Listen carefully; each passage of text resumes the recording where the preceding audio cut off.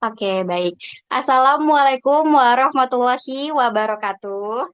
Waalaikumsalam warahmatullahi wabarakatuh. Shalom, Om Swastiastu, Namo Buddhaya, salam kebajikan bagi kita semua.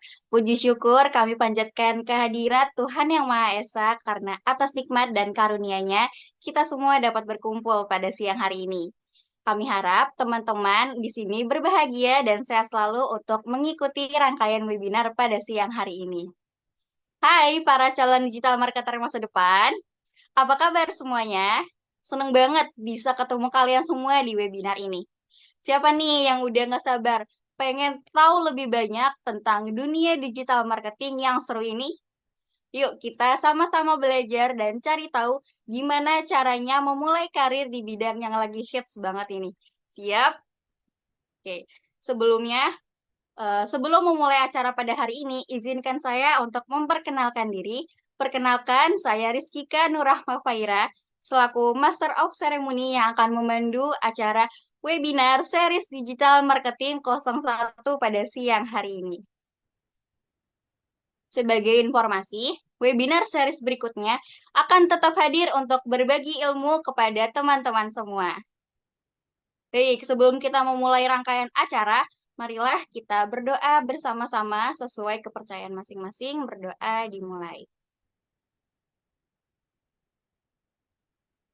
Berdoa selesai. Berdoa tidak pernah selesai dan dapat dilanjutkan di lain waktu. Baik, untuk mempersingkat waktu, izinkan saya memperkenalkan narasumber kita hari ini, yaitu Ibu Nurul Suciati Esos. Selamat siang, Ibu. Selamat siang, Faira. Sehat? Sehat, Ibu. Alhamdulillah. Alhamdulillah. Terima Oke, kasih ya baik. sudah di-invite dalam webinar kita. Oke, Ibu. Betul.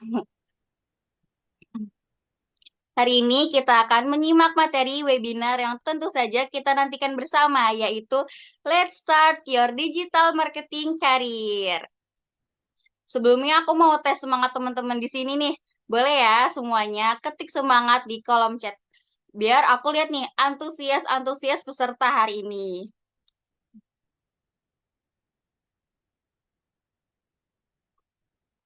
Boleh langsung diketik di kolom chat yang kalian Pak, yang semangat nih nungguin webinar hari ini.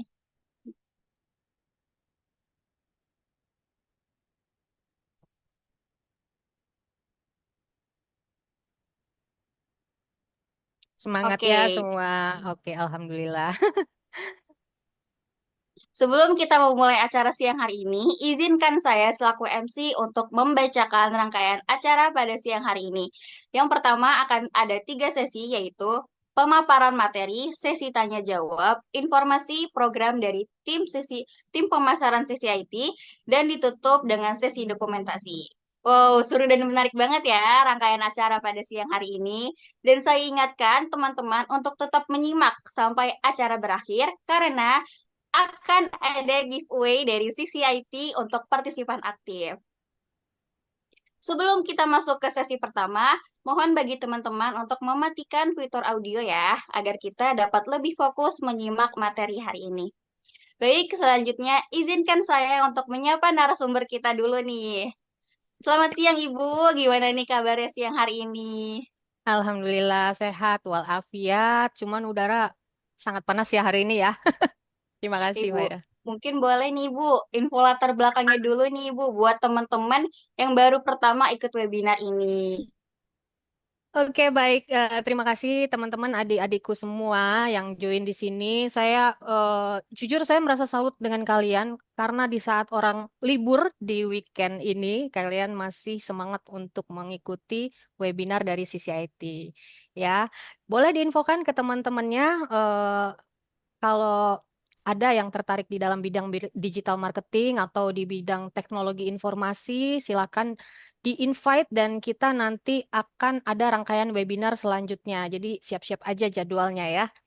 Oke, kalau untuk latar belakang saya sendiri, sehari-hari saya adalah salah seorang pengajar di sisi IT, kebetulan di bidang digital marketing dan multimedia kreatif. Ya, segitu mungkin ya, Faira, perkenalannya. Oke, baik Ibu. Sepertinya teman-teman di sini juga udah pada gak sabar nih ya, Bu, untuk dapetin insight-insight baru dari Ibu Nurul. Langsung saja kepada Ibu Nurul dipersilakan. Baik, terima kasih Faira. Izin saya share screen ya, teman-teman.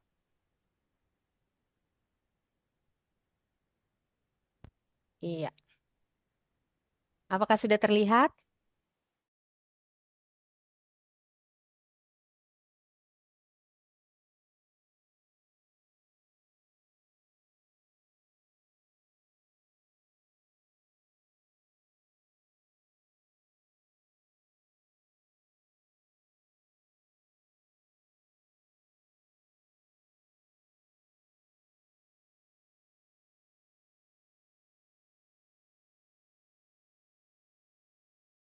Oh, tahu kalian istilah FOMO ya?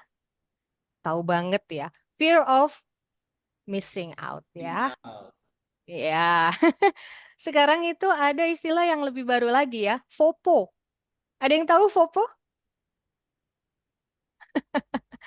Jadi istilah FOPO itu baru gitu ya. Artinya itu secara garis besarnya takut akan pendapat orang lain. Jadi kita ikut-ikutan. Misalnya kita diajak untuk ikut nonton konser, tapi kita nggak mau, itu kita takut akan pendapat teman-teman kita. Jadi kita berusaha mati-matian untuk mengikuti momen yang diadakan atau diajak oleh teman kita itu. Nah, itu bagus atau tidak? Ya, tergantung pribadi masing-masing ya. Kalau ada rezekinya ya silahkan. Tetapi ini cenderung kebiasaan yang mungkin kita harus batasi gitu ya. Nah, di dalam bidang digital marketing ini erat hubungannya dengan sosial media juga. Tetapi bukan berarti kita hanya bergerak di dalam dunia media sosial saja gitu ya. Nah, sebetulnya kita punya perilaku yang bisa diarahkan ke arah positif jika kita menyukai dunia sosial media atau dunia digital ini ya. Nah, kita bisa menambah jaringan profesional, kita bisa berbisnis atau berjualan buat adik-adik yang ingin mendapatkan tambahan secara cepat gitu ya. Kemudian kita juga bisa mengembangkan diri dengan cara apa? Kita mengikuti akun-akun yang memang men-share ilmu-ilmu bermanfaat.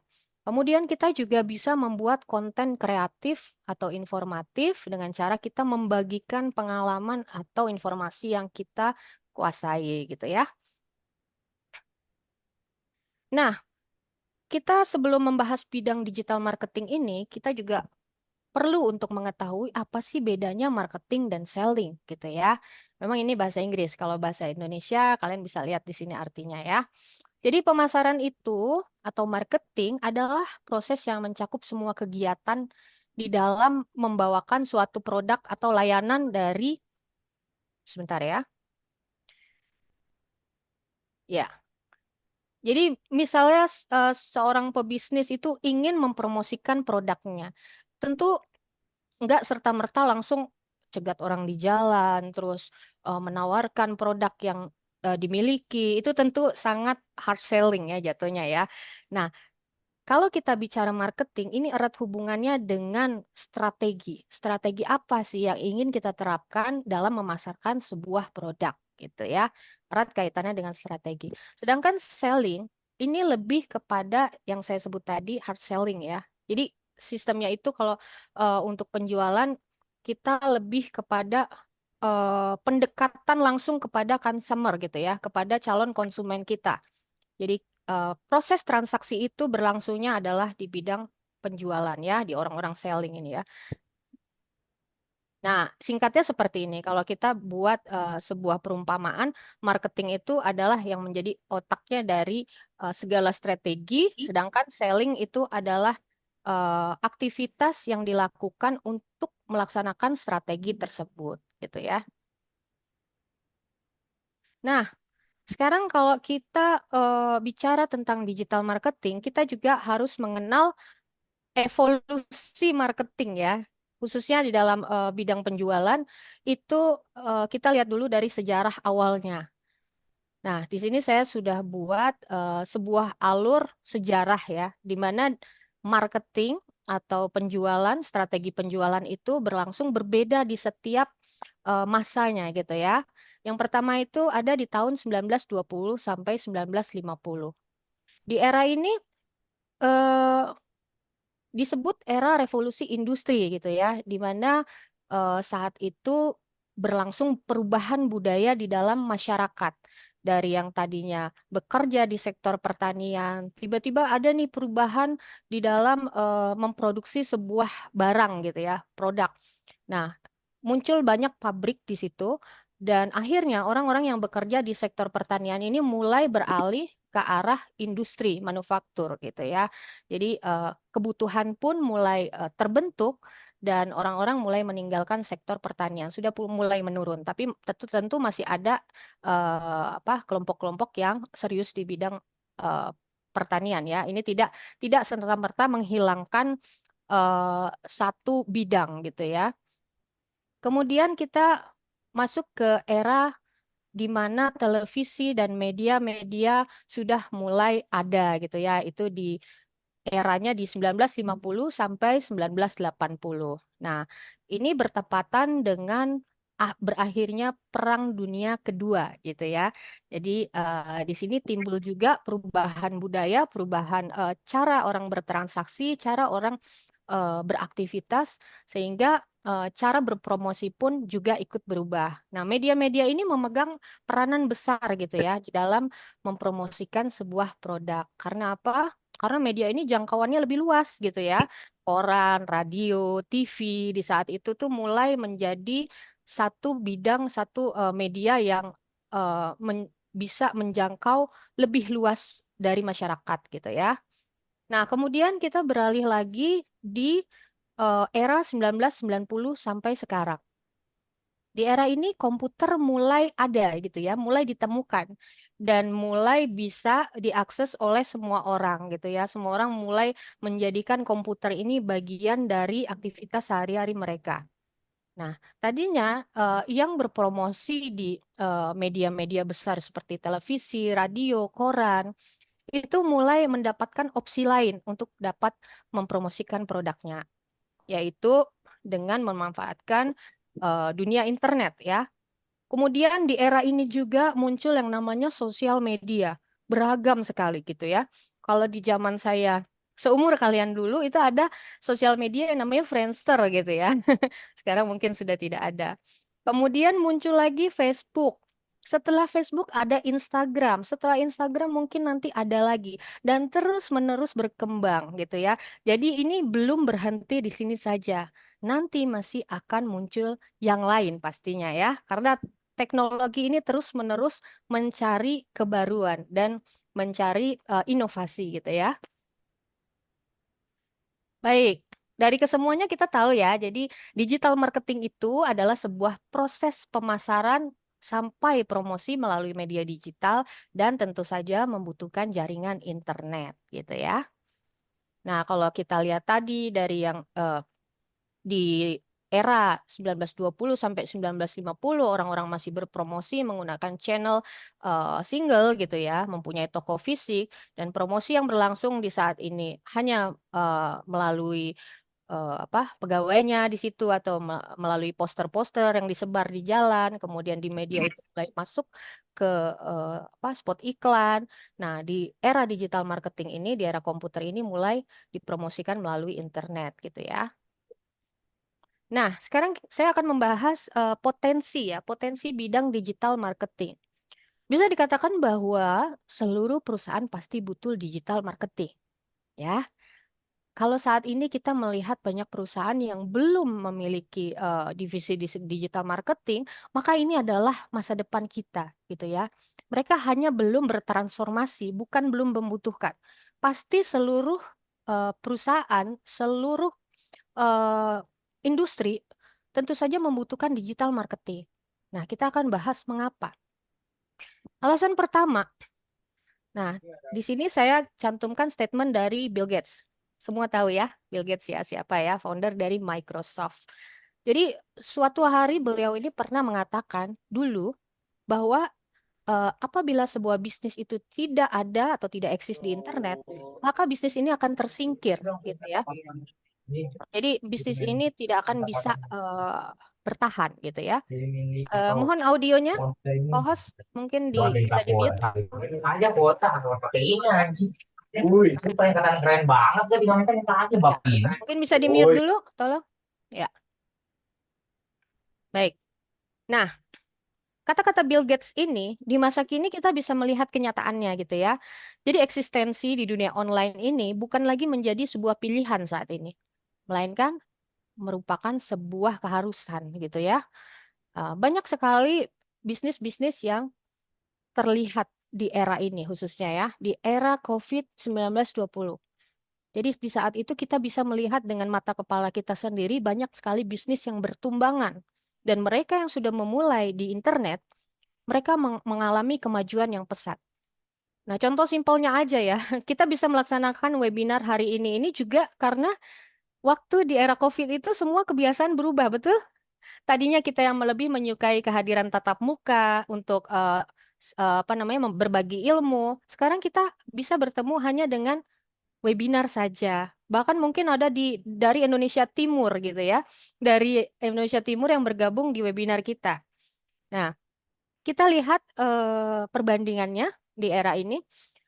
Di tahun 2020, sekitar 80% bisnis retail itu mengalami penurunan penjualan gitu ya. Karena mereka tidak buru-buru bertransformasi ke dunia digital. Nah, ini ada surveinya dari McKinsey and Company gitu ya.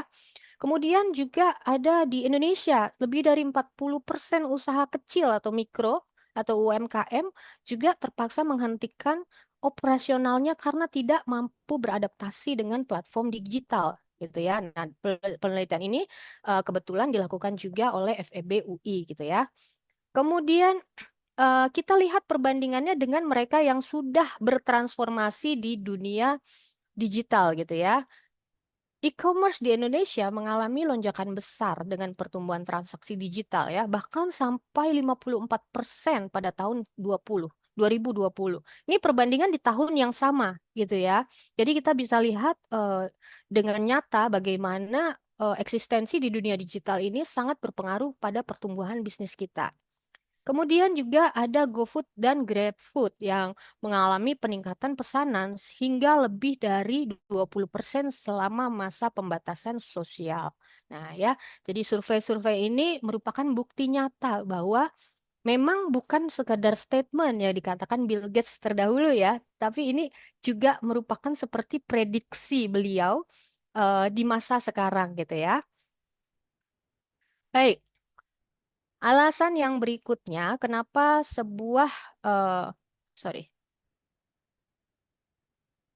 kenapa digital marketing ini sangat dibutuhkan? Kita bisa lihat dari contoh kasus pada sebuah produk yang namanya Dollar Shave Club gitu ya. Nah, Dollar Shave Club ini kalau kalian belum pernah mendengar mereknya, ini semacam apa silet cukur gitu ya. Kalau kita kenal Gillette, nah, di sini ada merek yang namanya Dollar Shave Club. Pada saat itu di tahun 2012, produk ini meluncurkan sebuah campaign dan satu iklan yang bernama Our Blades Are Fucking Great gitu ya. Sorry to say. Jadi ini memang judulnya yang mungkin dikhususkan untuk menambah kesan kontroversial gitu ya. Dan video ini ketika diluncurkan di platform YouTube, ini menjadi viral dan mengalami lonjakan lebih dari 27 juta tayangan. Ya, kalau istilah zaman sekarang mungkin FYP gitu ya. Dan dari sekian banyak pengunjung yang melihat iklan ini juga menghasilkan 12.000 pelanggan baru dan itu cukup singkat durasinya ya yaitu selama 72 jam saja gitu ya. Jadi mereka mungkin yang belum kenal dengan merek ini kenal, yang sudah kenal semakin penasaran dan melakukan pembelian gitu ya. Jadi sangat powerful sekali ya iklan itu ya. Kemudian ada lagi alasan berikutnya, kenapa digital marketing ini dibutuhkan. Nah, ini merupakan alasan yang cukup klasik tapi mungkin belum disadari oleh kebanyakan orang gitu ya. Dengan kita memanfaatkan platform digital, maka biaya permasaran ini akan dapat lebih rendah gitu ya. Tapi dengan kemampuan hadir 24 jam nonstop. Nah, di sini saya pengen tanya nih adik-adik, ada nggak yang sebelum tidur itu scrolling-scrolling Shopee dulu gitu? Pasti ada gitu ya. Atau scrolling di TikTok tiba-tiba nemu barang yang lucu gitu ya. Nah, itu contoh, salah satu contoh kenapa digital marketing ini bisa menerapkan biaya pemasaran yang lebih rendah. Karena mungkin kalau kita memakai karyawan yang harus stand 24 jam, maka biaya operasional yang dibutuhkan pasti lebih tinggi. Sedangkan platform digital ini dapat menggantikannya, gitu ya.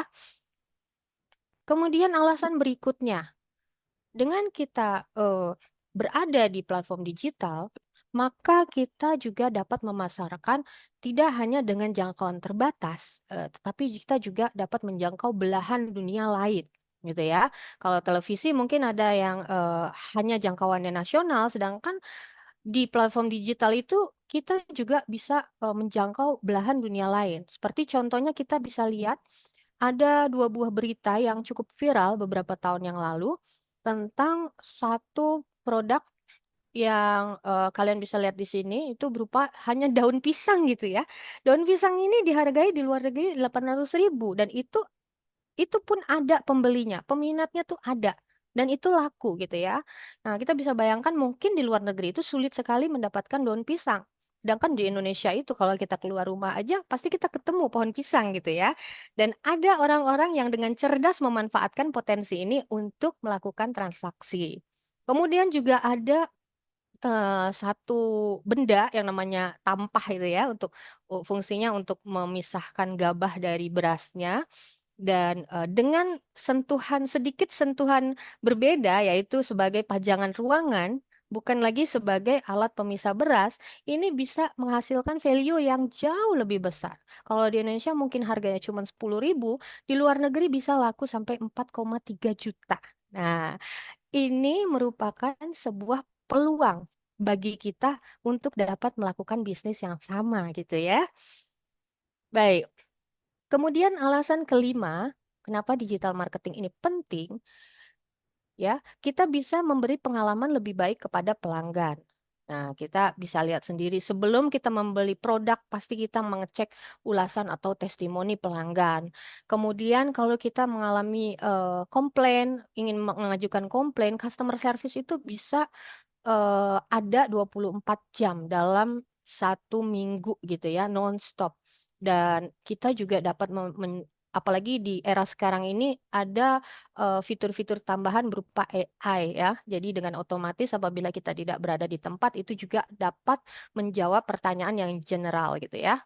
Kemudian kita juga dapat serta-merta selalu mengikuti promo atau penawaran yang terupdate dari satu produk, terutama produk yang kita sayangi gitu ya. Mungkin kita sangat fanatik dengan brand Nike misalnya. Oh, kapan ada promosi kita bisa langsung mendapatkannya, tidak harus ke mall dulu, ke tokonya, kita hanya lihat digital marketingnya, lihat websitenya atau lihat sosial medianya, kita sudah bisa mendapatkan informasi terbaru gitu ya. Nah, dari kesemuanya, kalian sudah mengetahui potensi-potensi yang ada. Ini ada satu statement lagi dari seorang founder dan CEO Amazon.com yang menekankan kembali memperkuat statement bahwa digital marketing itu penting gitu ya. Jadi, kalau kita menjalani bisnis yang sifatnya tuh langsung kepada customer, kita melalui toko fisik biasa dan kita tidak menggunakan produk digital, kita hanya mendapatkan, misal kita mendapatkan komplain, itu kemungkinan probabilitasnya apabila terjadi hal-hal negatif, testimoni negatif terhadap produk kita, itu customer kita tuh hanya eh, berpotensi memberi info tersebut kepada 6 orang terdekatnya saja, gitu ya. Sedangkan kalau kita bermain di dunia digital, potensinya itu beratus-ratus kali lipat gitu ya, 6.000 teman potensinya. Jadi produk kita itu dapat tersebar dengan testimoni negatif itu kemungkinannya bisa menjangkau 6.000 teman dari satu komplain di customer. Kenapa? Karena sekarang ini sosial media itu sudah sangat umum ya dimiliki semua orang dan bisa diambil kemungkinannya bahwa masing-masing orang itu punya circle yang sangat mempercayai mereka gitu ya. Jadi ini bisa sangat tersebar dengan cepat gitu ya.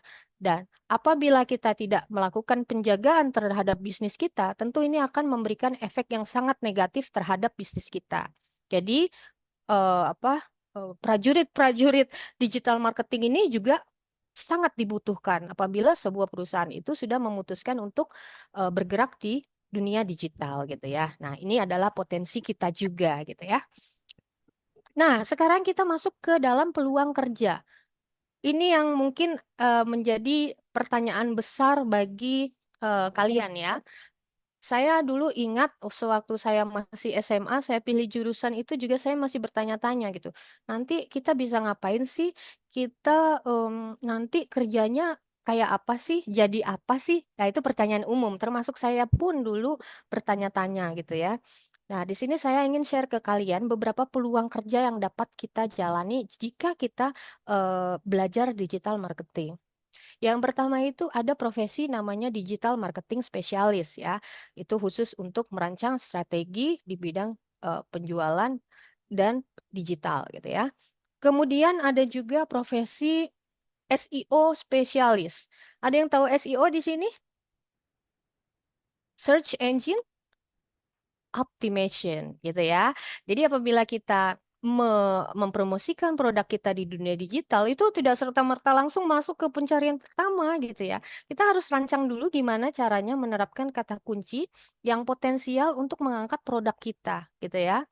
Kemudian ada juga yang namanya profesi content marketing spesialis. Jadi di sini profesi ini menghususkan diri untuk membuat konten-konten yang bersifat penjualan gitu ya. Nah, kemudian ada juga profesi sebagai sosial media admin atau manajer nantinya gitu ya. Tentu saja sebuah profesi itu kita tidak bisa ujuk-ujuk itu menjadi manajer. Kita harus merintis dulu minimal menjadi admin. Kecuali kalau itu bisnisnya kalian sendiri gitu ya. Dan ini sangat potensial ya. Kalau kalian mau menjalani bisnis kalian sendiri ini juga sangat potensial. Apapun bisnis yang kalian jalani, apabila kalian belajar digital marketing, maka kalian juga bisa melakukannya itu sendiri, gitu ya. Makanya kalau di sisi IT ini, saya juga selalu menginginkan murid-murid saya untuk memiliki produknya masing-masing, gitu ya. Nah, potensinya jika kita menjalani digital marketing, maka kita bisa melakukan segala aktivitas ini dari manapun. Baik itu dari kantor, baik itu dari rumah, baik itu dari kafe dan sebagainya gitu ya. Kenapa? Karena kita hanya butuh terhubung dengan internet gitu ya. Dan saat ini nggak punya laptop pun nggak apa-apa. Kita juga bisa pakai handphone kita gitu ya. Jadi potensi ini khususnya saya sangat concern bagi perempuan gitu ya. Perempuan itu biasanya nanti suatu saat nanti pasti akan menikah, pasti akan punya anak dan mungkin nggak kuat lagi buat ngantor tiap hari gitu ya. Nah, ini bisa dilakukan di mana saja. Bahkan kalau kalian tidak sanggup bekerja atau aktivitas di luar itu cukup memberatkan dari segi transportasi, kalian bisa menjalani bisnis-bisnis tersebut dari rumah saja gitu ya. Kalau kalian punya ilmunya, oke? Oke, kita bahas potensi selanjutnya. Jadi di zaman ini saya sadar sekali bahwa generasi kalian itu sudah 50-50 ya. Ada yang pengen kerjanya kantoran, ada juga yang sangat menolak untuk bekerja kantoran gitu ya. Nah, terutama bagi generasi kalian yang sudah sangat familiar dengan sosial media. Kalian bisa lihat banyak orang bisa menghasilkan hanya dengan membuat akun saja gitu ya. Nah, saya akan bahas ke kalian beberapa potensi jika kalian ingin menjalani bisnis tersebut secara personal gitu ya. Yang pertama, kalian bisa menjadi konsultan digital marketing. Jika kalian memiliki teman yang punya bisnis, kalian bisa mengelola strategi untuk menjual bisnisnya. Nah, simpelnya seperti itu. Kemudian kalian juga bisa menjadi seorang influencer. Influencer itu tentunya kita harus membangun personal branding dulu gitu ya, agar orang juga bisa mempercayai rekomendasi dari kita. Kemudian yang selanjutnya ada yang namanya e-commerce entrepreneur. Ini khusus kepada kalian yang menjalani bisnisnya di platform-platform seperti marketplace yang kita kenal saat ini ya.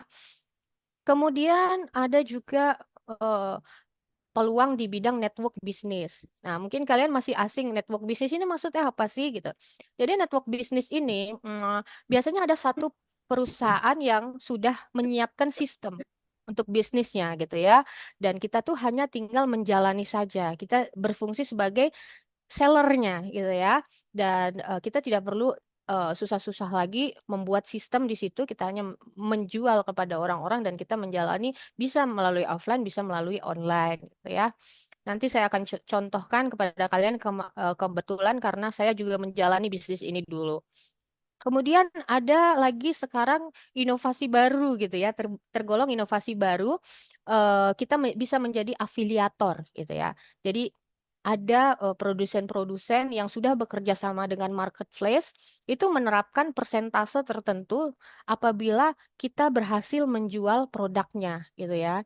Kalau di Shopee itu kita bisa lihat seperti kita membuat video apa live atau kita membuat video. Nah, itu kalau orang klik video kita, kemudian membeli produknya, kita bisa dapat sekian persen, tergantung sellernya ya, sekian persen keuntungan dari produk yang terjual gitu ya.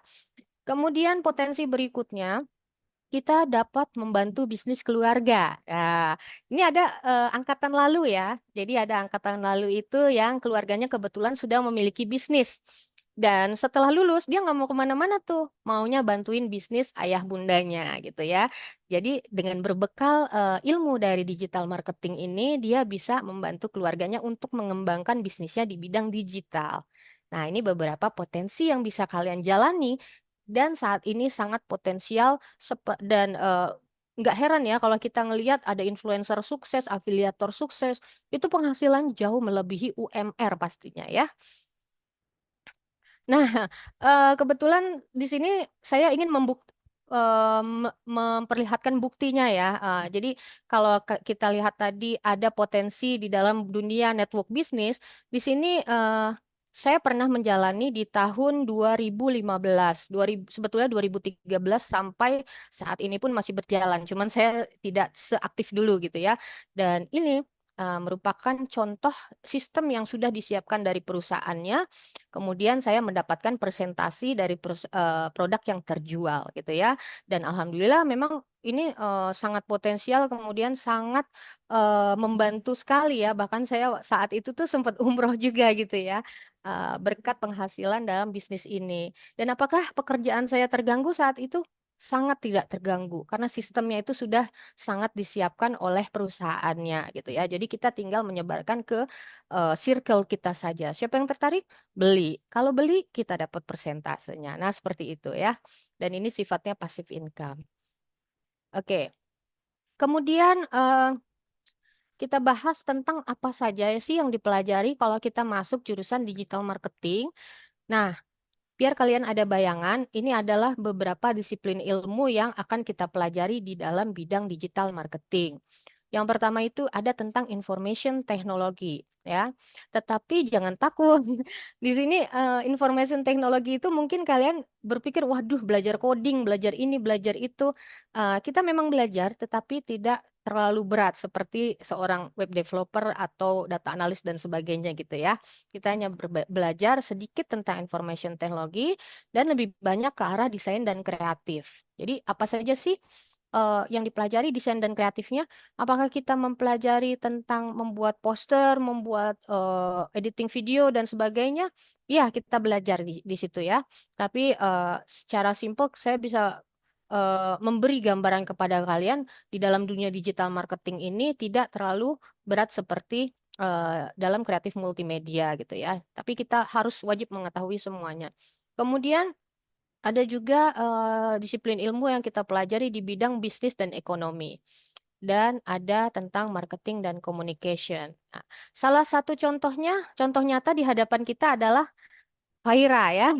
Faira ini salah satu murid saya di digital marketing dan memang di dalam webinar-webinar kita ini juga harus terjun langsung gitu ya. Jadi terbiasa dan langsung praktek ke lapangan. Kita nggak belajar terlalu teori, tapi kita belajar teori yang bisa diaplikasikan di lapangan. Nah, itu sistem belajar yang kita aplikasikan di sisi IT ya. Ya, betul banget teman-teman. Iya. Nah, jadi teman-teman bisa dapat gambaran ya digital marketing itu seperti apa. Nah, kemudian ini adalah contoh kegiatan dari magang yang dilakukan oleh angkatan pertama ya. Kebetulan sekarang sudah lulus dan ini adalah dokumentasi dari kegiatan magang mereka. Jadi di 2 tahun pertama itu kita belajar tentang teori dan praktek, kemudian kita langsung terjun ke bidang magang ini ya, ke perusahaan-perusahaan yang bekerja sama dengan sisi IT. Yang pertama ada di Nusantara TV, kalian juga bisa dilihat di sosial medianya, ada karya-karya kakak tingkat kalian yang bisa disaksikan langsung gitu ya. Kemudian ini juga, kemudian ada juga yang di PT Indah Unggul Bersama, mereka membuat konten dan terjun langsung ke dalam strategi marketingnya. Kemudian ada juga yang di sebuah LSP eh, dan di BPJS Tenaga Kerjaan ya. Jadi menarik sekali ya. Kita kalau belajar tentang digital marketing dan langsung teraplikasikan ilmunya itu, perusahaan-perusahaan juga pasti welcome dengan kalian gitu ya. Karena bidang digital marketing ini di era ini tuh sangat dibutuhkan ya. Masih banyak perusahaan yang belum bertransformasi di bidang digitalnya. Ini menjadi peluang yang harus kita sadari bersama gitu ya. Nah, oke. Jadi kalau kita belajar digital marketing itu kita tidak hanya belajar untuk memasarkan suatu produk ya, melainkan kita juga belajar untuk berinteraksi, apa, menjalin komunikasi tidak hanya dengan orang-orang terdekat kita, tetapi juga orang-orang yang berada mungkin di belahan dunia lain gitu ya. Nah, adik-adik yang bergabung di sini juga bisa kepoin nih aktivitas dari student digital marketing di sisi ITFTUI. Ini ada channel YouTube-nya yang memang secara khusus mengupload tugas-tugas harian mereka. Jadi bisa dilihat ya, kalian kalau masuk digital marketing itu seperti apa sih tugasnya gitu ya. Seperti apa aktivitas yang dijalani di dalamnya ya. Kemudian juga ada channel official CCIT. Apabila kalian mau melihat program-program lainnya, kalian juga bisa subscribe di CEP CCIT FTUI ya. Nah, ini informasi tentang kantor dan websitenya ya.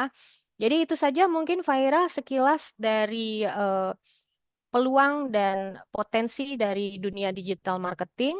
Mungkin adik-adik di sini juga tidak sabar untuk langsung mengajukan pertanyaan ya, karena kita juga punya giveaway yang akan diberikan pada 3 pertanyaan terbaik. Oke, baik, terima Oke. kasih. Saya kembalikan kepada Faira. Oke, baik Ibu. Terima kasih kepada Ibu Nurul atas pemaparan materi yang telah diberikan.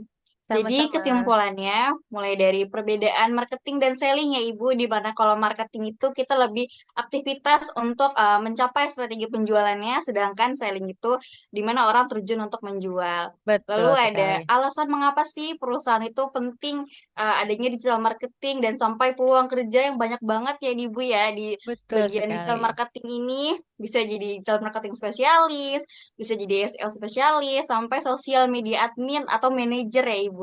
Betul Dan juga sekali. tadi udah di sekilas ditampilin bagaimana sih kegiatan-kegiatan mahasiswa-mahasiswi digital marketing sisi IT kepada teman-teman. Oke guys, jadi materi barusan tuh menarik bukan? Kira-kira kalian ada yang masih bertanya-tanya nggak nih terkait materi yang tadi? Karena sesi selanjutnya kita akan masuk ke sesi tanya jawab. Untuk kalian yang mau mengajukan pertanyaan ke Ibu Nurul, para peserta yang ingin bertanya, saya persilakan raise hand dan open mic ya.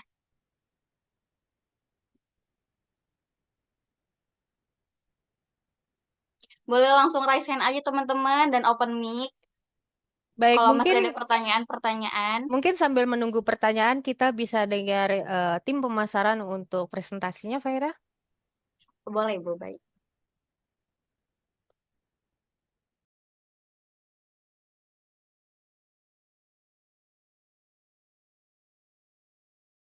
Teman-teman mungkin yang masih malu-malu kucing ini untuk raise hand dan open videonya bisa mengajukan pertanyaan juga lewat kolom chat ya. Bebas pertanyaan apapun, baik itu tentang digital marketing atau CCIT secara keseluruhan karena akan bergabung bersama kita juga tim pemasaran CCIT yaitu Mas Bayu ya.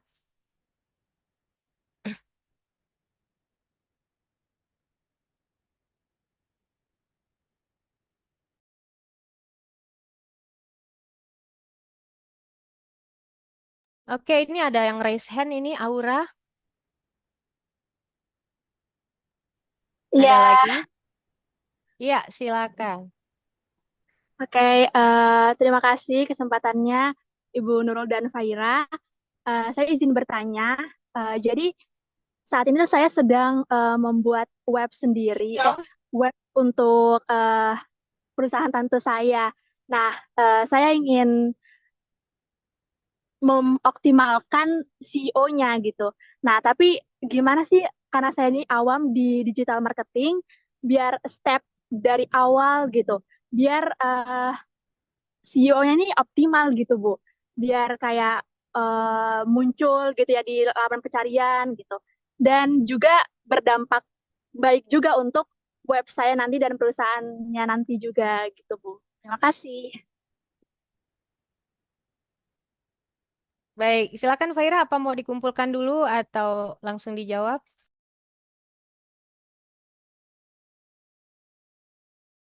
Boleh langsung dijawab saja, Ibu.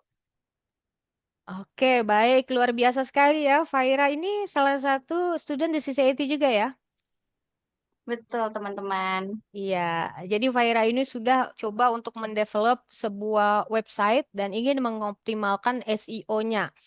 Jadi pertama-tama sebetulnya sebelum kita bicara SEO, kita harus mengoptimalkan dulu channel-channel untuk informasinya gitu ya.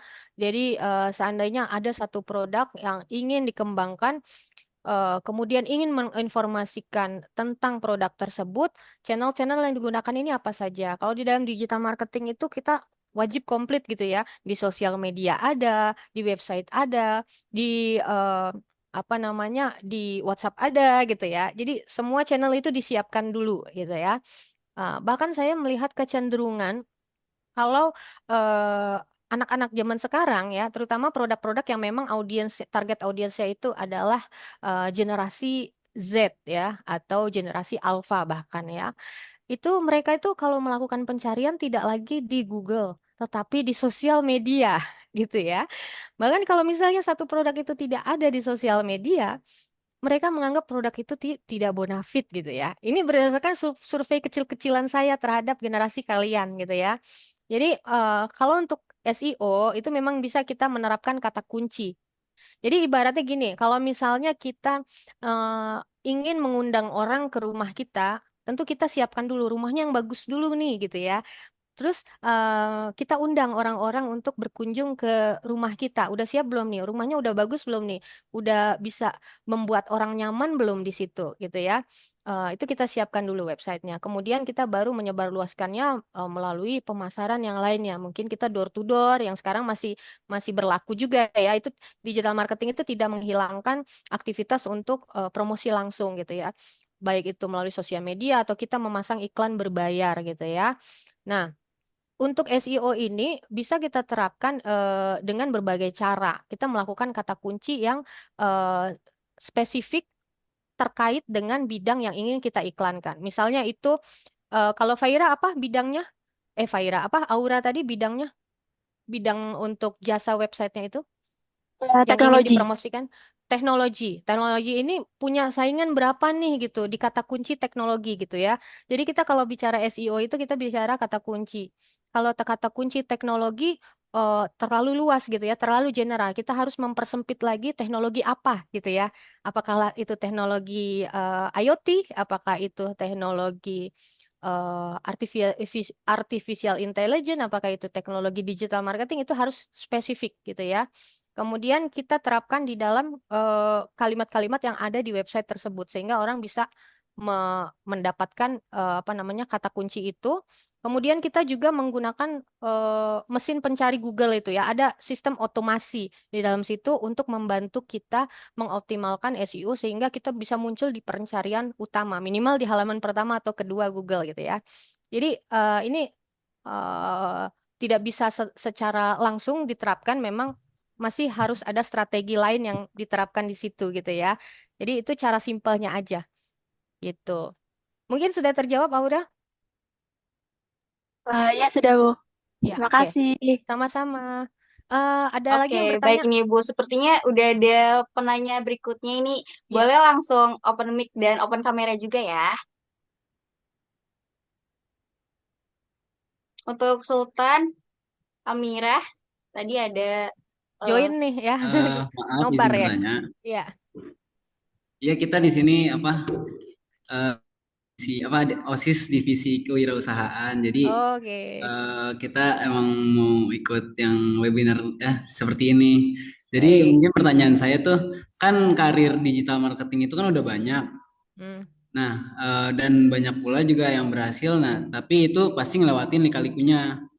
Tuh. Nah, biasanya tuh apa sih apa apa kesalahan yang paling ditemuin oleh para pemula digital marketing atau ya kesalahan-kesalahan umum yang biasa Yang biasa menghambat. Ya. Suaranya terputus? dikasih. Suaranya terputus terakhir tadi, Sultan. Apa? Jadi biasanya tuh masalah yang paling umum atau yang paling sering ditemuin oleh pemula digital marketing itu apa dan gimana kita mengatasi? Oke. Baik ya, saya langsung jawab. Untuk pertanyaan dari Sultan Amira Salsa, ini luar biasa ya. Saya tertarik sekali mendengar penjelasan kalian bahwa tadi di sekolah kalian juga menjalani bidang wirausaha gitu ya di OSIS-nya. Nah, ini menarik. Eh, jadi kalau kita bicara soal bisnis di dunia digital atau pelaku bisnis digital, ini kita akan menghadapi beberapa masalah yang biasanya menghambat laju bisnisnya gitu ya. Yang alasan pertama atau penghambat utama sebetulnya itu kita harus lihat dulu dari mindset gitu ya. Di samping teknis. Teknis itu nomor sekian. Kadang-kadang kita beralasan bahwa wah HP saya kurang canggih nih, makanya kita nggak bisa orang nggak tertarik lihat konten kita gitu misalnya ya.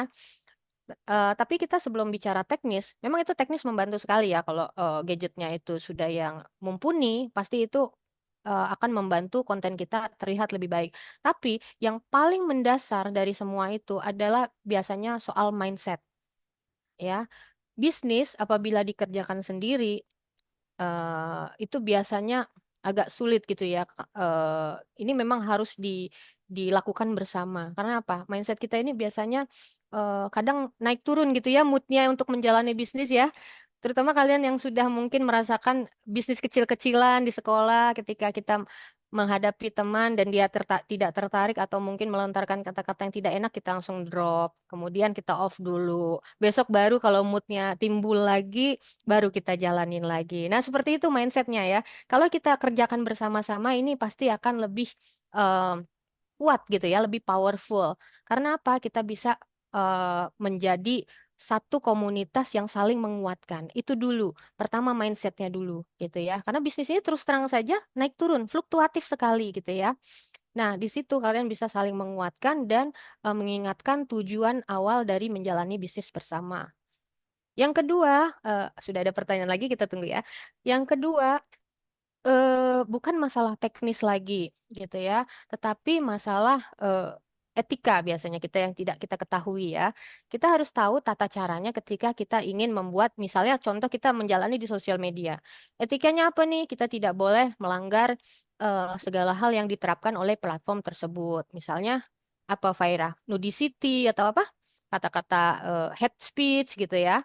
Itu banyak, tergantung platformnya. Apa yang diterapkan oleh platform tersebut untuk tata caranya gitu ya, peraturannya. Nah, di situ kita harus ketahui dulu. Karena apa? Kalau kita sudah membuat satu channel, itulah adalah hidup matinya kita gitu ya, kalau bisnis itu ya. Jadi kita harus taat peraturan itu sebelum kita eh, serius untuk membangun bisnis tersebut gitu ya. Nah, kemudian baru yang ketiga bicara masalah teknis. Teknis, kreativitas itu harus kita pelajari betul dan kembali lagi ke mindset, kita jangan patah semangat nih. Kalau kita sudah berniat untuk menjalani bisnis, bisnis itu memang tidak bisa kita lihat dalam jangka waktu singkat gitu ya. Jadi itu harus kita bangun pelan-pelan dan mungkin kita tidak akan melihat hasilnya dalam 1-2 bulan, tetapi berapa tahun mendatang. Jadi harus konsisten. Seperti itu ya. Gimana? Sudah terjawab, Sultan?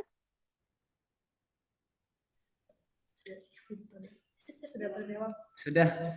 Oke, gitu ya. Terima kasih. Mudah-mudahan Oke, saling baik. menguatkan ya di sana ya. Ya, terima kasih, Bu. Sama-sama. Ya, baik. Boleh Ada Nur langsung ke Laila di sini. pertanyaan selanjutnya dari Nur Laila. Boleh open mic dan open kamera ya. Izin Kak, kameranya rusak Kak. Oh ya, Oh tidak ya, apa. nggak apa-apa. Izin bertanya, terima kasih atas kesempatannya. Izin bertanya, bagaimana mengukur strategi digital marketing yang kompleks dalam lingkungan bisnis yang terus berubah? Terima kasih. Terima kasih Nur Laila pertanyaannya. Mengukur apa nih yang dimaksud? Kesuksesannya atau apa?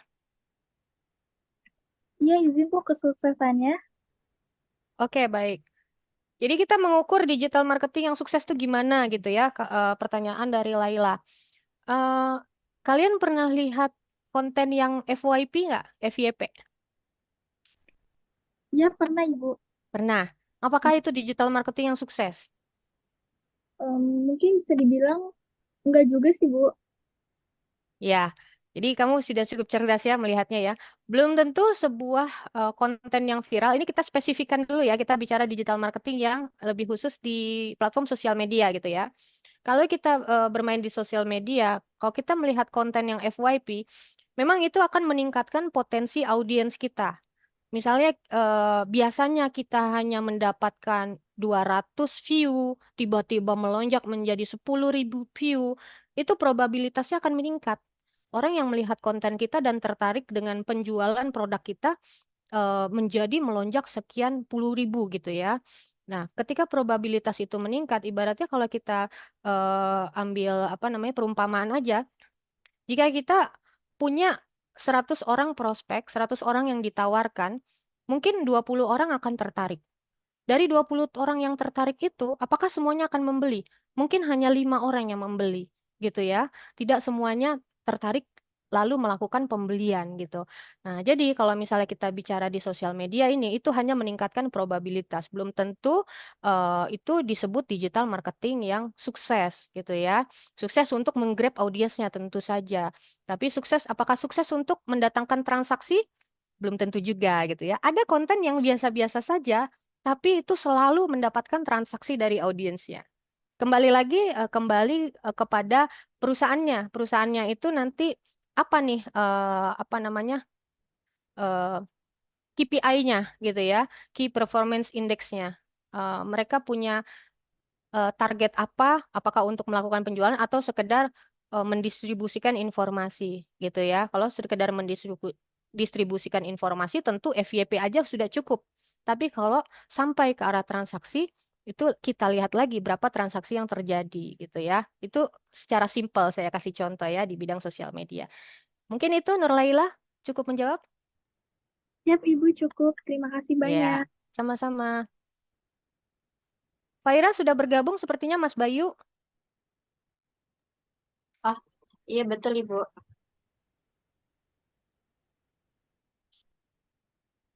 Oke, baik. Terima kasih teman-teman atas pertanyaan yang sudah diajukan. Semoga sudah terjawab ya. Dan jangan kemana-mana dulu nih, karena setelah acara yang selanjutnya akan ada pengumuman pemenang giveaway dan pertanyaan dari pertanyaan terbaik. Sebelumnya, ada kesan-pesan dulu nggak nih dari Ibu Nurul untuk para peserta webinar hari ini?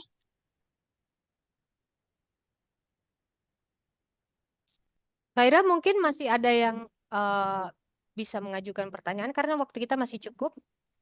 Oke, baik. Ya, Untuk peserta, apabila ada yang masih ingin bertanya, boleh ya. setelah sesi Mas Bayu ya. Oke, mungkin bisa langsung masuk di sesi Mas Bayu aja kali ya, Bu ya. Boleh, boleh silakan. Oke, karena selanjutnya ada pemaparan presentasi oleh pihak pemasaran CCIT FTUI. Kepada Mas Bayu, dipersilakan. Oke, terima kasih Kak Faira. Suara saya bisa terdengar dengan jelas, Kak? Terdengar, Jelas Mas. banget ya. Oke, Assalamualaikum warahmatullahi wabarakatuh. Selamat siang semuanya. Salam hormat Bu Nurul selaku pembicara hari ini. Terima kasih sudah meluangkan waktu juga untuk memberikan materi yang luar biasa pastinya buat teman-teman semua di sini ya. Oke, tugas saya di sini seperti biasa, saya akan menyampaikan informasi kami sebagai penyelenggara kegiatan sekaligus saya berikan sebentar. Ini boleh di share screen-nya ke saya aja, Pak Ira.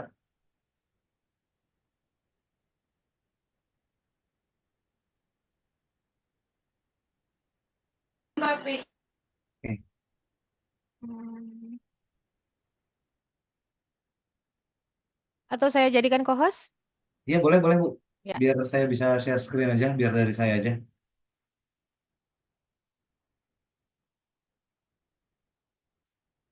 sudah.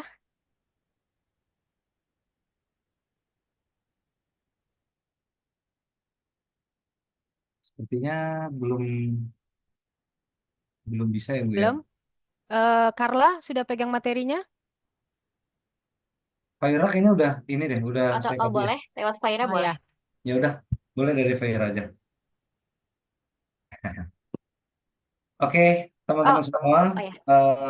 perkenalkan saya Mas Bayu di salah satu staf pemasaran CCI TFTUI. Hari ini akan saya berikan informasi terkait programnya ya CCI TFTUI itu seperti apa.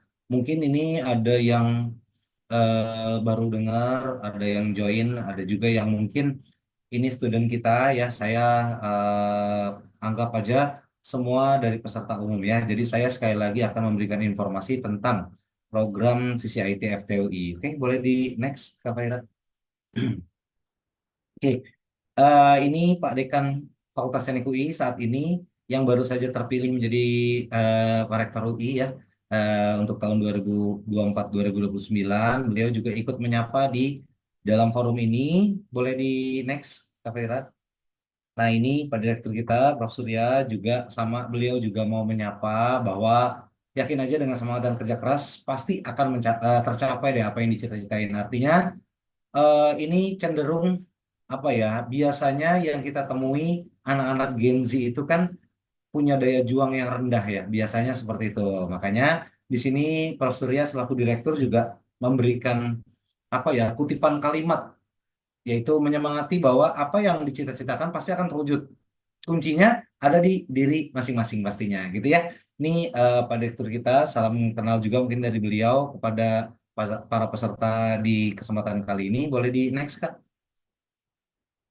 Oke, kalau bicara tentang Universitas Indonesia, CCI TFTUI pasti tidak lepas dari nama besar UI-nya sendiri ya. Jadi kalau bicara tentang Universitas Indonesia ini salah satu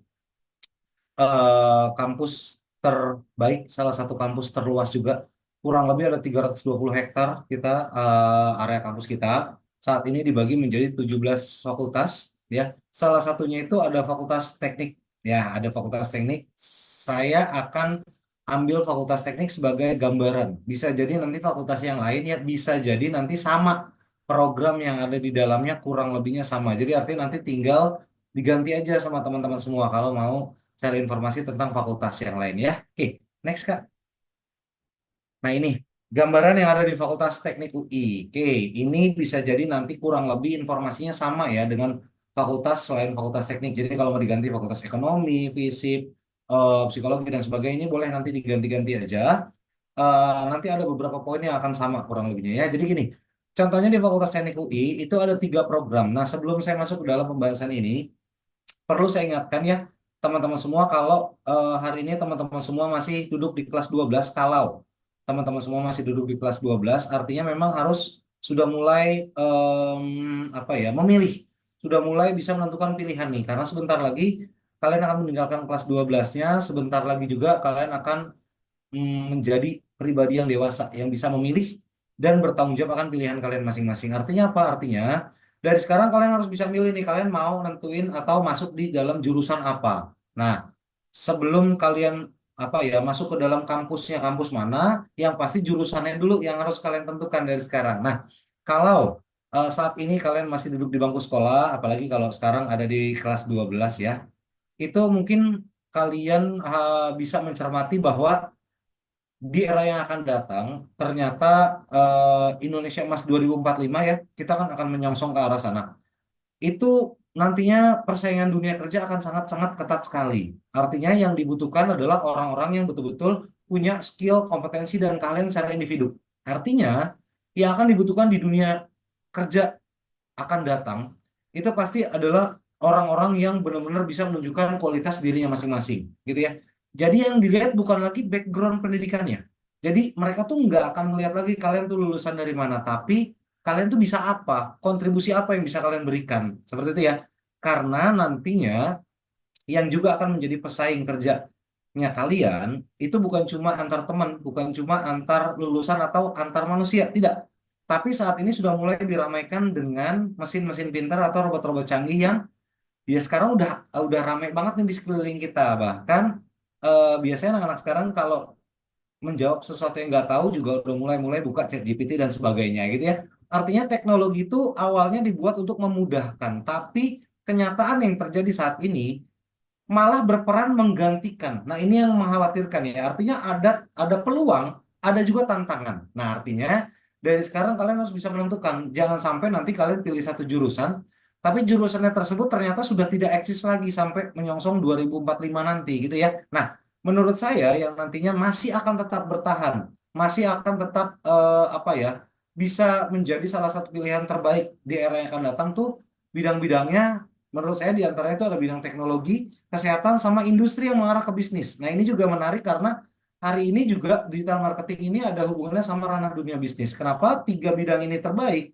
Menurut saya, karena pertama, teknologi udah pasti tidak akan ada pekerjaan yang tidak menggunakan teknologi. Pasti semua dunia kerja akan terhubung sama yang namanya teknologi. Enaknya, teknologi itu bisa dipelajari sama siapa aja dan ilmunya itu kan dia akan terus-terusan berkembang. Ngikutin trennya seperti apa. Kayak gitu ya. Pertama teknologi. Kedua, bidang kesehatan juga terselip nih, bagus juga kalau mau dipilih. Kenapa? Karena jelas kita lihat aja dari pola hidup kita. Pola hidup zaman sekarang biasanya kebanyakan makanan itu makanan siap saji, ya. Makanya apa ya, kalau nggak pakai mecin tuh makan nggak berasa gitu kurang lebihnya. Nah, makanya banyak penyakit yang dulu nggak ada tuh sekarang muncul, namanya juga aneh-aneh. Pastinya nanti akan dibutuhkan juga banyak tenaga medis, ya, di era yang akan datang pasti dibutuhin banyak tenaga medis. Atau kalau butuh alasan khususnya kenapa harus kesehatan? Karena kalau kalian telah sekali lagi dunia kesehatan biasanya pendidikan tinggi kesehatan itu yang bentuk ya simpelnya itu kalau nggak rumah sakit dinas kesehatan biasanya gitu. Artinya memang dunia kerjanya itu dari mulai kuliahnya udah disiapkan di tempat mereka. Oke, jadi teknologi kesehatan dan satu lagi juga tadi saya sebut industri yang mengarah ke bisnis ini menarik karena Gen Z yang punya ciri khas sangat-sangat unik ya. Di antaranya tuh punya watak yang keras, kalau udah punya kemauannya agak susah buat dibantah nih Gen Z ini. Kalau udah katanya katanya gitu ya.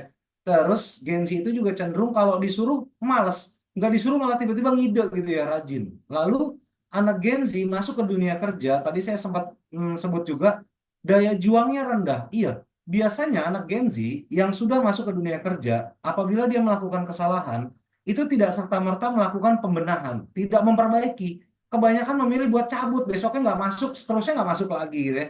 Artinya memang generasi-generasi yang seperti ini yang butuh stabilitas apa ya, semangat gitu. Nah, makanya yang paling menarik buat anak Gen Z itu biasanya sih punya usaha, bisnis, entrepreneur didukung sama pemerintah ya. Jadi yang paling cocok quotes dari saya hari ini saya ada dua nanti. Yang pertama quotesnya gini.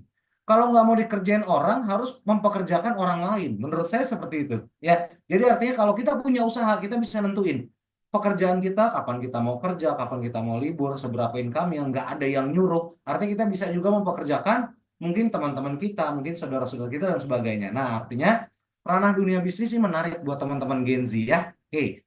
Lalu kalau udah ketemu nih jurusannya, baru deh nanti disesuaikan dengan kampus mana yang bisa menyediakan apa yang kalian butuhkan. Nah, salah satunya mungkin salah satu pilihan itu ada di sisi IT FTUI ini ya. Jadi kalau bicara sisi IT FTUI Fakultas Teknik. Jadi ini gambarannya di sini ada 3 program besar yang ada di Fakultas Teknik UI yang teman-teman semua mungkin saat ini tahunya ada di program yang paling atas ya untuk program gelar S1. Mungkin tahunya UI sampai di situ aja kalau kalian masih ada duduk di bangku sekolah. Padahal UI itu sangat-sangat luas informasinya ya. Nah, ini akan saya berikan informasi perbedaan antara program yang umumnya kalian kenal dan program profesional in IT dan kreatif multimedia dari sisi IT FTUI. Nah, kalau kalian lihat ada tiga apa ya? Ada 3 kolom ya, ada tiga bagan.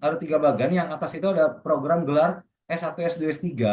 Ada yang tengah itu program profesi insinyur dan di bawah itu ada program profesional in IT atau kreatif multimedia. Nah, kalau perbedaannya teman-teman semua gampangnya gini. Yang paling atas, yang tengah ini kita skip dulu ya. Yang program profesi insinyur untuk memudahkan kita skip aja karena ini levelnya level S2 setelah lulus S1 gitu ya. Oke. Nah, kalau perbedaan antara program umum yang ada di UI dengan program khususnya CCIT itu membedakannya gini. Yang paling atas itu adalah program umum, program gelar S1 dan sebagainya itu adalah program umum. CCIT FTUI di program khususnya itu program professional in IT. Jadi yang satu umum, yang satu khusus. Ini jelas sudah ada perbedaan ya. Nah, terus perbedaan selanjutnya. Untuk yang atas itu buat teman-teman yang lebih suka belajarnya ke arah teoritis.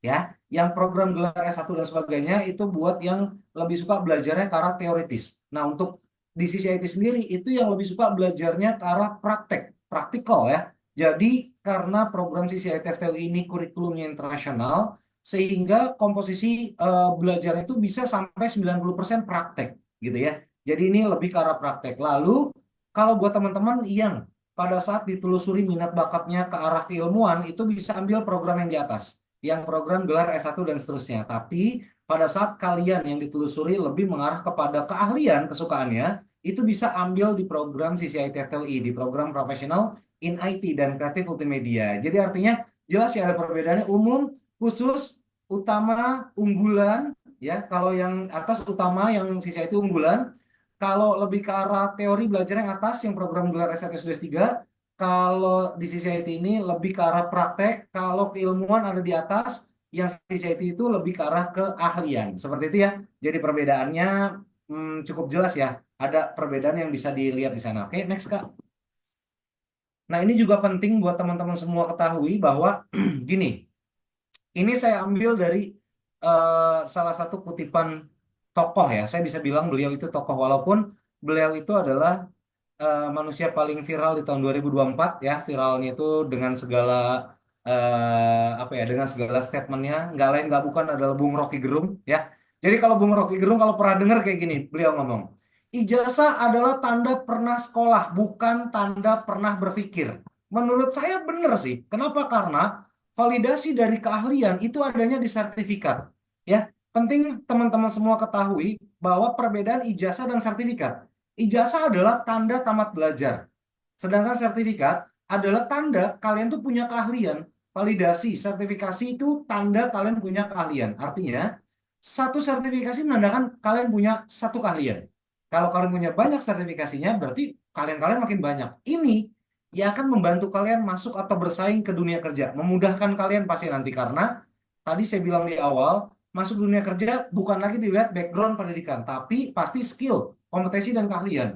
Semuanya itu merujuk kepada sertifikasi atau sertifikat ya. Nah, kebetulan juga di sisi ITFTUI ini bisa mendapatkan keduanya, bisa mendapatkan sertifikat BNSP yang levelnya cukup tinggi, ada di level 5 kompetensinya, dan juga mendapatkan ijazah apabila ambil yang program S1 kerjasama dengan kampus aliansi. Ya, artinya teman-teman semua nilai plusnya dari sisi ITFTUI adalah selain juga bisa mendapatkan ijazah S1-nya dari kampus aliansinya, juga akan mendapatkan sertifikat BNSP yang sudah diuji kesetaraannya oleh Badan Nasional Sertifikasi dan Profesi di Indonesia, itu kompetensinya setara sama KKNI level 5. Artinya apa? Artinya lulusan 2 tahun CCIT itu udah di atas D3 levelnya ya, di atas D3 di bawahnya S1. Makanya ini yang menjadi nilai plus programnya kita buat teman-teman semua yang pengen kuliahnya singkat langsung terjun ke dunia kerja, itu bisa pilih program CCIT FTUI gitu ya.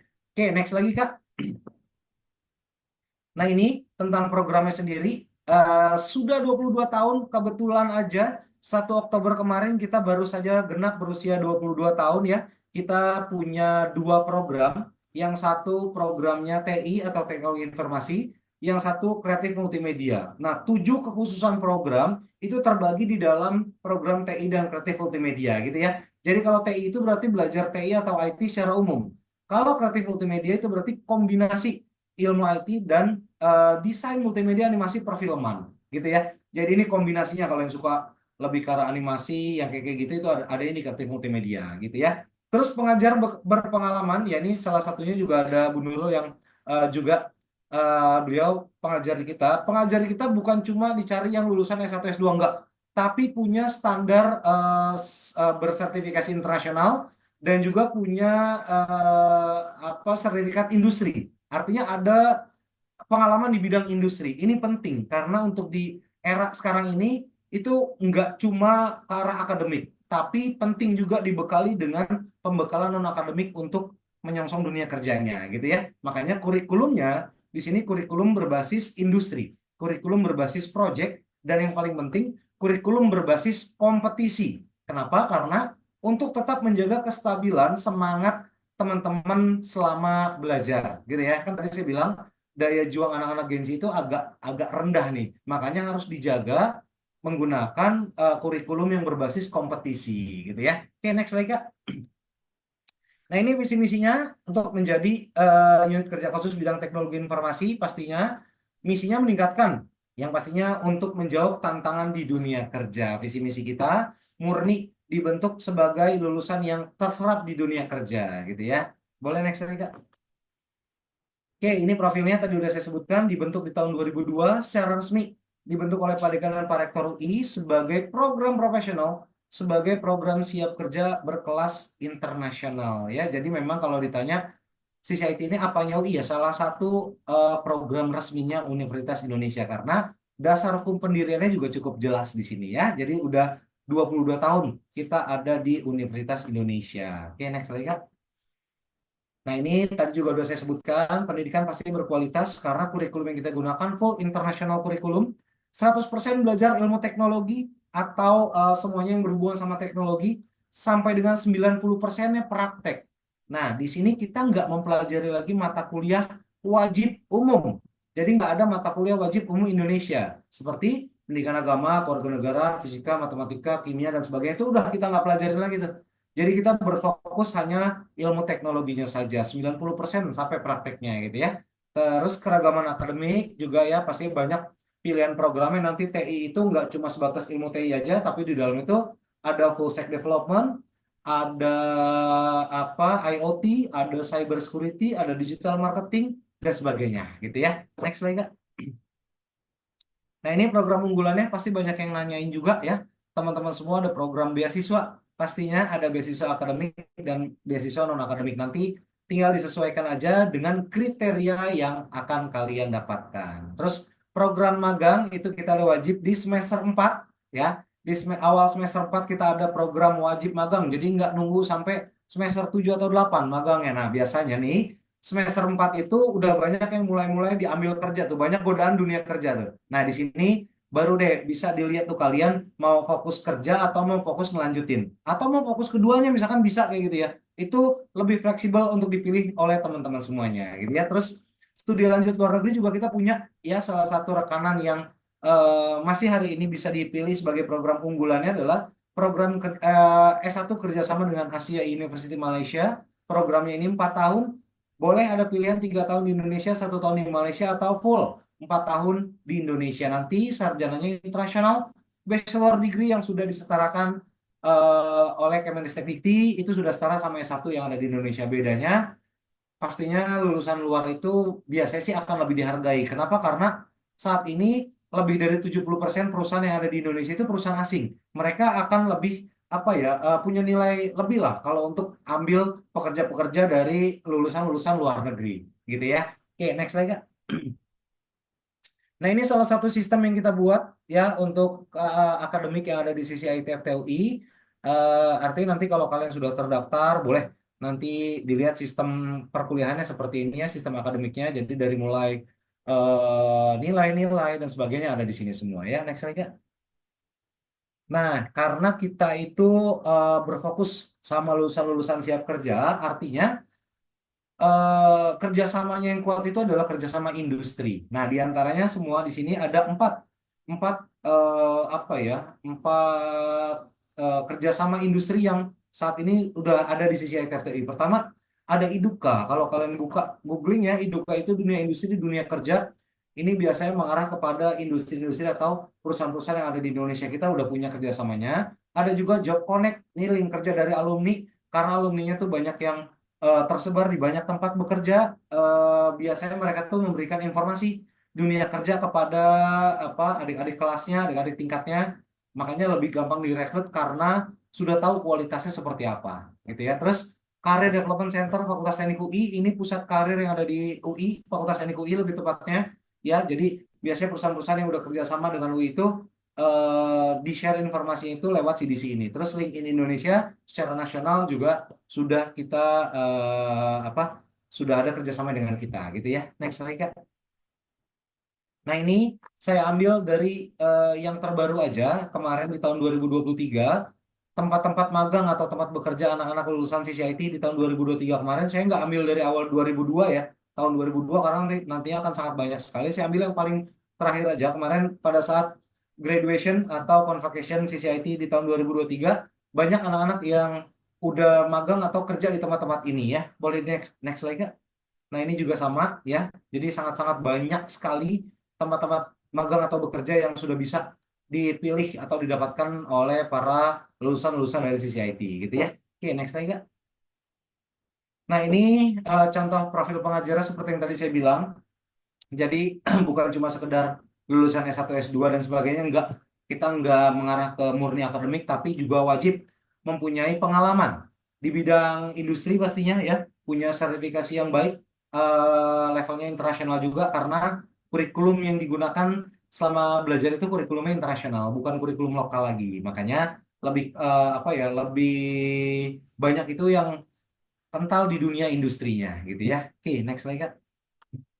Nah, ini gedung sama fasilitasnya. Kalau teman-teman semua nanti yang join di sini masih duduk di bangku sekolah, boleh kalau mau nanti kunjungan ke tempat kita, boleh nanti disimpan aja kontaknya ada di akhir PPT ini. Janjian nanti ke kampus ya, atau nanti mungkin diundang di acara open house-nya CCI TFTUI gitu ya. Oke, next lagi, Kak.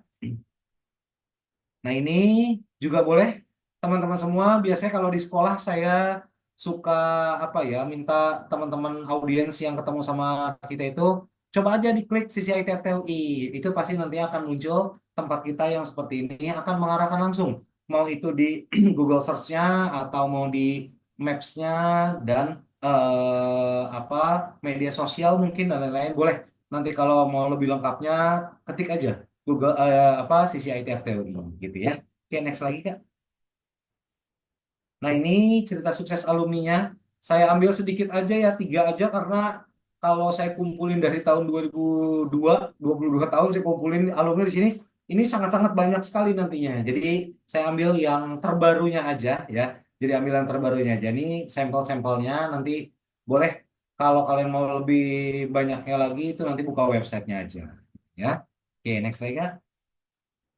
Nah, ini yang paling penting ya buat teman-teman semua karena untuk program CCI TFTUI ini adalah program khusus ya. Tadi saya bilang di awal, kita program yang hanya dibuka penerimaannya lewat jalur mandiri saja.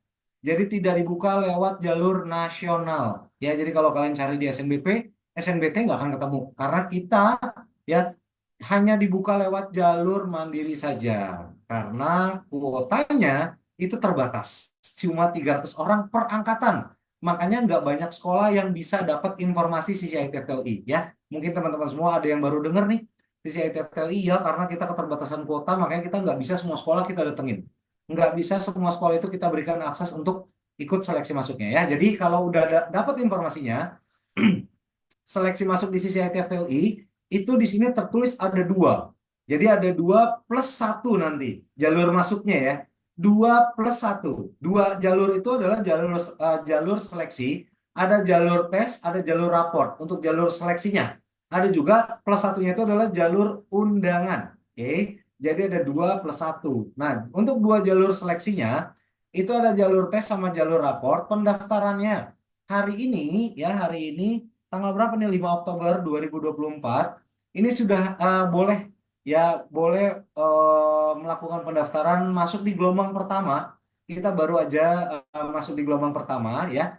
Ini pendaftarannya masih boleh sampai di tanggal 24 Oktober 2024. Sampai nanti teman-teman semua kalau udah tanggal 24 pendaftaran gelombang 1 ini ditutup. Nanti seleksinya mau itu jalur tes atau jalur raport dilaksanakan di tanggal 26 Oktober. Jadi kalau ikutan tes berarti nanti dia ikut ujiannya bisa online atau kalau ada pilihan offline-nya gitu ya. Materi ujinya full skolastik ya. Jadi bukan mata pelajaran sekolah. Tapi kalau misalkan nggak ikutan tesnya, ikutannya seleksinya pakai raport. Raport yang digunakan saat ini adalah raport semester 1 sampai 4 dengan rata-rata nilai lebih dari sama dengan 80. Boleh kalian gunakan raport kalian untuk ikutan seleksi masuk di CCIT FTUI ya. Nah, satunya lagi adalah jalur undangan. Ini boleh diajukan kepada sekolah-sekolah yang sudah bekerja sama. Ini boleh langsung datang ke guru BK-nya. Karena yang bisa kasih jalur undangan ini guru BK-nya. 3 orang terbaik sekolah biasanya nanti dipilih oleh guru BK-nya, dibuatkan surat rekomendasi. Ditambahkan syaratnya adalah raport semester 1 sampai 4 dengan rata-rata nilai lebih dari sama dengan 85. Ya, jadi bedanya kalau seleksinya itu lebih dari 80, kalau undangan itu lebih dari 85 gitu ya. Kalau jalur undangan ini berarti di kampusnya non seleksi karena seleksinya sudah digantikan di pihak sekolah gitu ya. Jadi itu ada 3 jalur, 2 jalur yang saat ini dibuka secara umum, 1 jalur khususnya itu jalur undangan. Boleh tanyakan kepada guru BK-nya gitu ya, sudah bekerja sama atau belum. Oke, next lagi Kak. Nah, ini untuk biayanya ya, biaya program pendidikan CCIT FTUI ini saya ambil hanya yang program murninya CCIT ya, jadi bukan program yang kerjasama. Nanti kalau kalian ambil program S1 kerjasama dengan misalkan Asia University Malaysia atau nanti ada Politeknik Negeri Jakarta dan sebagainya, itu boleh nanti disesuaikan sama biaya yang ada, dikomparasi aja nanti ya. Oke, ini contohnya saya ambil untuk biaya murninya CCIT FTUI, ada eh, pembayaran itu kalau di awal tuh ada 2 ya, satu uang pangkal, satu BOP. Oke, uang pangkal dibayarkan hanya 1 kali di awal, besarnya 11 juta rupiah. Nah ini jadi apa ya? Ini tidak ada uang pangkal di semester 2 dan seterusnya, nggak ada. Kalau bisa dilihat di sana uang pangkal hanya sekali di awal aja. Nanti pembayarannya bisa ada, kalau masih di awal itu ada skema tunai, ada skema angsuran. Ya, jadi artinya masih ada pilihan mau tunai atau mau angsuran. Nah, biaya di sini ini flat ya, jadi nggak ada kenaikan, turun mungkin. Kalau dapat beasiswa berarti kan ada potongan biayanya. Jadi nggak sebanyak yang dilihat di sini gitu ya, nggak sebanyak yang saya sampaikan di sini, berarti akan berkurang. Nah, BOP-nya itu 7.300.000 per semester, yang mana 7.300.000 itu sudah include ada pembayaran SKS, buku, kosor, modul, ujian, praktek, dan sebagainya. Artinya memang tidak ada pembayaran di luar pembayaran BOP per semester, gitu ya. Nah, ini juga masih ada skema pembayarannya tunai atau angsuran. Nah, kalau kreatif multimedia itu bedanya di BOP. Kalau uang pangkal sama-sama 11 juta, BOP-nya itu 11.300.000. Gitu ya. Jadi karena kreatif multimedia itu ada tambahan kerjasama dengan industri juga, jadi dia agak lebih tinggi BOP-nya daripada program TI gitu. Next lagi Kak. Nah, mungkin itu ya, ini kontak kita, boleh banget disimpan dulu. Ada jam operasionalnya kalau mau datang ke kampus. Senin sampai Jumat jam 9 sampai jam 3. Nomor telepon kampus juga ada, customer care juga ada, websitenya boleh. Ada Instagram, TikTok, ada YouTube, ada Facebook dan sebagainya. Ada di sana, silakan disimpan dulu aja. Lewat mana aja kalian bisa akses kita ya. Nanti kalau butuh kontak saya boleh Kak Faira dituliskan juga di kolom chatnya. Jadi bisa nanti langsung tuliskan apa komunikasi personal sama saya. Nah, kalau yang di sini customer care juga sama sih, nanti juga bisa terhubung sama saya gitu ya. Jadi boleh nanti silakan dikondisikan aja bagaimana mudahnya teman-teman semua ya. Oke, kalau tadi saya bilang ada apa ya, 2 quotes dari saya. Yang pertama kan tadi saya bilang kalau nggak mau dikerjain sama orang berarti harus bisa mempekerjakan orang lain. Artinya buka usaha ini akan sangat menarik buat anak-anak Gen Z pada umumnya. Yang satu lagi ya, yang pastinya jadi diri sendiri akan sangat-sangat terasa menyenangkan karena yang akan bisa mempertanggungjawabkan diri kita ya cuma diri kita sendiri, bukan orang lain. Karena sampai kapanpun nantinya pada akhirnya orang-orang pasti akan meninggalkan kita kok. Pada akhirnya kita akan bisa berjalan dengan sendirinya gitu ya. Mungkin itu aja ya yang saya berikan informasinya pada kesempatan kali ini. Terima kasih banyak Kak Faira selaku MC pada kesempatan kali ini, dan Bu Nurul juga terima kasih banyak. Salam hormat dari saya. Nanti kalau ada apa-apa boleh kontak saya di kontak yang tadi saya tinggalkan. Terima kasih. Kurang lebihnya mohon maaf. Assalamualaikum warahmatullahi wabarakatuh. Terima kasih.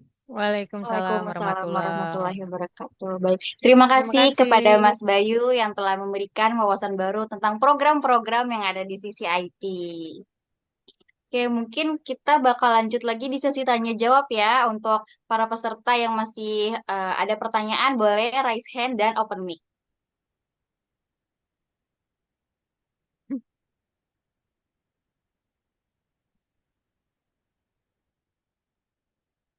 Kalau tidak ada, mungkin boleh ditutup, Faira.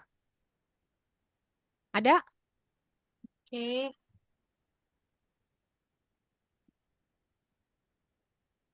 Oke, kalau tidak ada, mungkin kita langsung aja nih ke sesi yang kita tunggu-tunggu.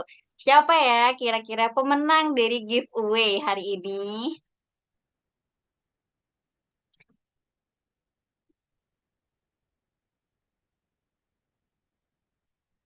Oke, langsung saja. Selamat saya ucapkan kepada Aura, Sultan, dan juga Nur Laila sebagai pemenang di giveaway webinar hari ini. Silakan untuk menghubungi kontak saya di kolom chat untuk memberikan alamat lengkapnya ya.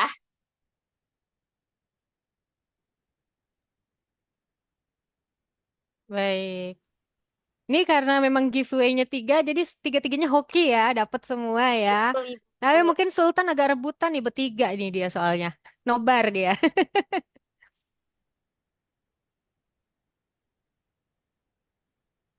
Faira mungkin bisa kasih nomor kontaknya di kolom chat, jadi Boleh langsung teman-teman bisa menghubungi ya. langsung ya kasih data lengkapnya untuk Betul, Ibu. dikirimkan. Ya,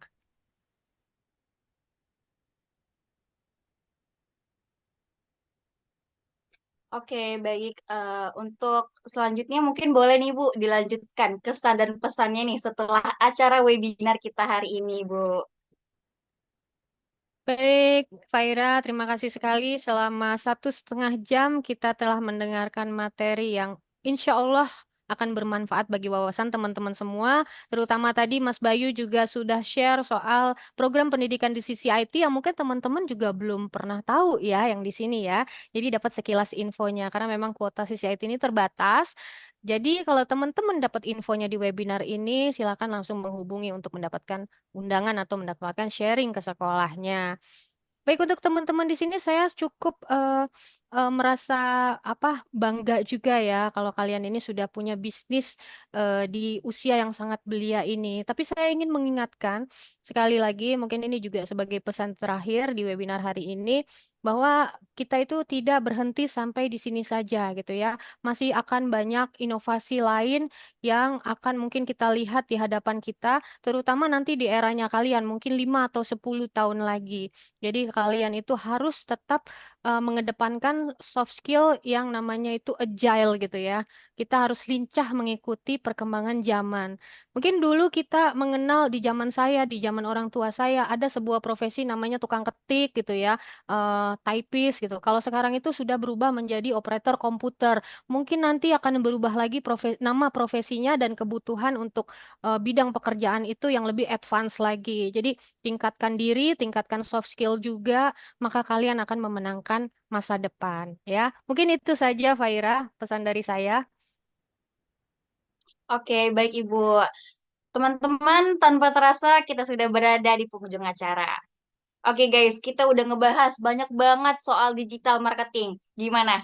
Udah tahu kan peluang-peluang keren dalam dunia digital marketing? Dan tentunya kalian bisa banget memulai dengan join program digital marketing yang ada di CCIT FTUI. Jangan lupa juga untuk follow akun sosial media CCIT agar kalian bisa mendapatkan info menarik lainnya. Dunia digital tuh kayak lapangan bermain yang super luas, penuh dengan kemungkinan. Jadilah creator, bukan hanya pengguna. Jadi jangan cuma penonton, tapi jadilah pemain utamanya. Punya ide cemerlang, jangan ragu buat bikin konten keren. Siapa tahu kamu bisa jadi influencer atau bahkan pengusaha sukses. Kamu punya ide cemerlang, dunia digital siap menampungnya. Ingat ya, jangan takut gagal, karena kegagalan adalah guru terbaik. Yuk, sama-sama kita bikin gebrakan di dunia digital. Siapa tahu besok kita yang jadi pemenangnya.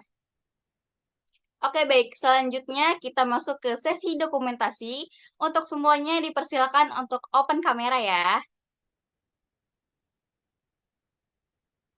Oke, boleh di-open kameranya para peserta, karena kita akan masuk ke sesi dokumentasi.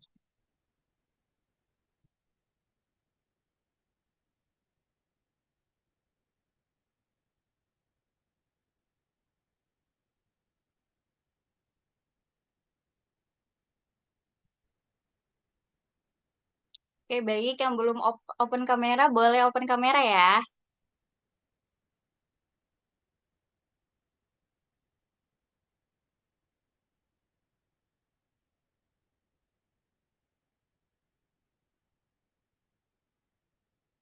Oke, mungkin sebentar lagi. Boleh operator, saya coba pimpin untuk hitungan sesi dokumentasinya ya. Oke, boleh semuanya. eh Gaya formal dulu boleh kali ya. Oke, dalam hitungan pertama. 1, 2, 3. Oke, sekali lagi. 1, 2, 3. Oke, mungkin terakhir boleh gaya bebas kali ya. Yang mau berpose boleh di. Oke, 1, 2, 3. Oke, baik. Terima kasih operator. Oke, akhir kata saya ingin mengucapkan terima kasih banyak kepada pembicara dan seluruh peserta yang telah hadir pada acara siang hari ini. Saya Faira selaku Master of Ceremony pada hari ini. Mohon maaf apabila terdapat kesalahan kata selama acara berlangsung. Terima kasih dan sampai jumpa di webinar selanjutnya.